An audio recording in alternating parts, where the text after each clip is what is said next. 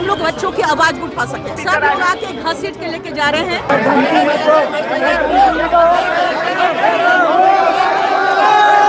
नमस्कार दोस्तों, आज दिल्ली में जो टीचरों द्वारा एसएससी के खिलाफ जो प्रोटेस्ट किया गया था, इसमें टीचरों को डिटेन कर लिया गया है। उनको बसों में भरकर जहां पे प्रोटेस्ट कर रहे थे वहां से खदेड़ा गया, वहां से भगाया गया और यहां तक की खबरें आ रही है कि उन पर लाठी भी चार्ज किया गया है। आखिरकार टीचरों की ऐसी कौन सी मजबूरी रही कि इस प्रोटेस्ट को अंजाम दिया गया, उसको हम विस्तार से जानेंगे और एक एक पॉइंट पे बात करेंगे कि टीचर पे किस तरह से लाठी चार्ज किया गया, किस तरह से उनको भगाया गया।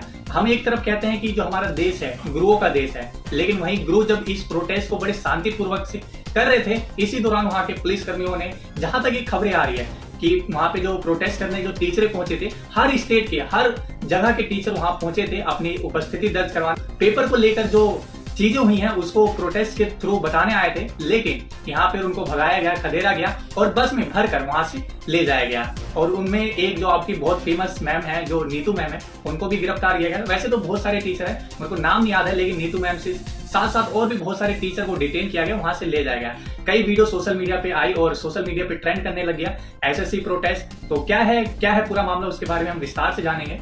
तो दोस्तों, जो प्रोटेस्ट क्यों किया गया, सबसे पहले क्वेश्चन तो ये उठता है, इसके पीछे का आप लोगों को बताता हूँ कि आखिरकार ये नौबत क्यों आई है। तो जो एसएससी फेज 13 का जो पेपर होने वाला था, जिसमें 2423 वैकेंसियां निकली थी, जिसका जो फॉर्म का डेट था वो 23 जून 2025 था स्टार्टिंग, और जो एग्जाम लगभग 24 जुलाई के आसपास में एग्जाम कंडक्ट करने की बात की गई थी।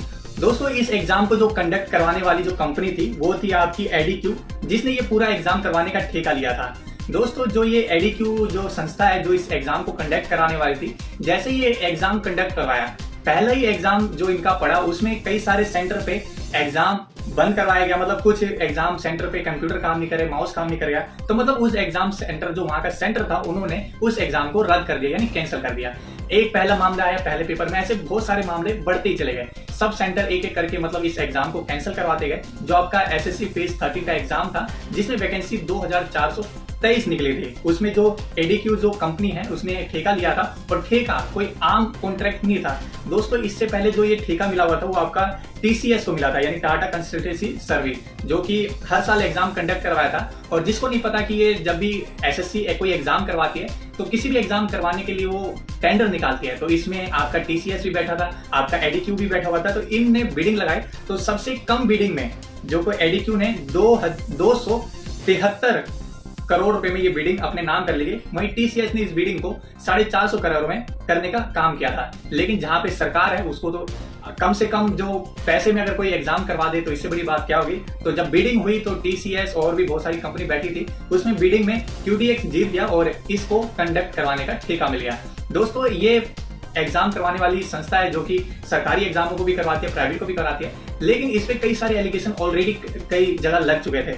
महाराष्ट्र पटवार एग्जाम में भी कई सारी धांधली के मामले इसी संस्था के ऊपर आया था। उसके बाद मध्य प्रदेश पटवारी एग्जाम में कई सारे धांधली का भी मामला इसी संस्था पे लगा था। उसके बाद मध्य प्रदेश एमबीए कैट में भी कई सारे मामले दर्ज हुए थे इसी संस्था के नाम पे। तो इस संस्था को लेकर कई सारे सवाल खड़े हुए थे, क्योंकि एसएससी अपने आप में एक सरकारी संस्था है और सरकारी संस्था पे इस तरह से जो एग्जाम करवाने का जो ठेका मिला था, जो एसएससी ने अपना ठेका टेंडर के माध्यम से एडीक्यू को दे दिया था, तो इसमें जो वहाँ के लोग, जो टीचर थे, जो स्टूडेंट थे, उन्होंने अपनी नाराजगी है उसको व्यक्त किया कि कोई भी अगर आप लोग अपने दैनिक जीवन में स्टूडेंट लाइफ जिए होंगे तो स्टूडेंट को कितना सारा प्रॉब्लम को फेस करना पड़ रहा है। किसी का एग्जाम सेंटर कितना दूर फेंक दिया गया, किस तरह से वो प्रिपरेशन करता है, साल भर मेहनत करता है, मेहनत करने के बाद वो एग्जाम सेंटर पहुंचता है, एग्जाम लिखता है और उसको बाद में पता चला कि जिस एग्जाम सेंटर पे उसने एग्जाम दिया और वो एग्जाम सेंटर ने उसको कैंसिल कर दिया।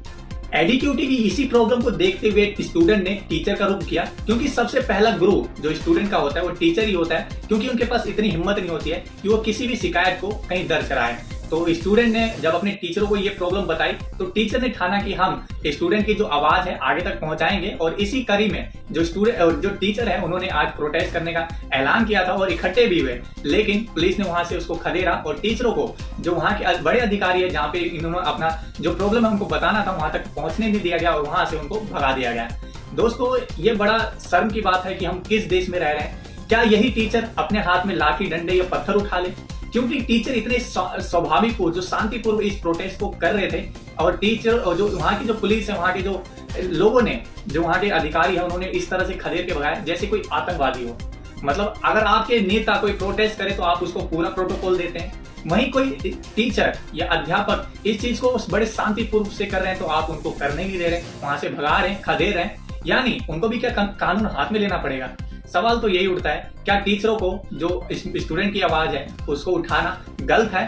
क्योंकि टीचर जो स्टूडेंट होता है उनकी जो पहली प्रियोरिटी होता है, जो सबसे ज्यादा भरोसा अगर स्टूडेंट किसी पे करता है तो टीचर पे करता है। लेकिन यहाँ पे कई लोगों का सवाल ये भी उठ रहा हुआ है कि टीचर को यहाँ पे क्या राजनीति करनी चाहिए, क्यों अपने आप को दिखाना है, क्योंकि यहाँ पे तो इनको अपना जो इंस्टीट्यूट है उनको चमकाना है।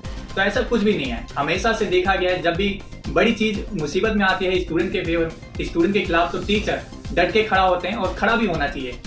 पढ़ाई मात्र एक जरिया नहीं है पैसे कमाने का। अगर पैसा ही कमाना होता तो जिस तरह से जो संस्थाएं, जो प्राइवेट संस्थाएं चल रही है, इंस्टीट्यूशन चल रही है, इनसे तो सरकार बहुत अच्छा पैसा टैक्स के रूप में कमा रही है। तो जवाबदेही तो सरकार की भी होती है कि जो बच्चा साल भर मेहनत करके फीस देकर पढ़ाई करता है और एग्जाम देता है और आपका एग्जाम कैंसिल हो जाता है, तो इसकी जिम्मेदारी कौन लेगा? बाकी ये सवाल आप लोगों के लिए भी है। तो दोस्तों ये थी आज की हमारी वीडियो।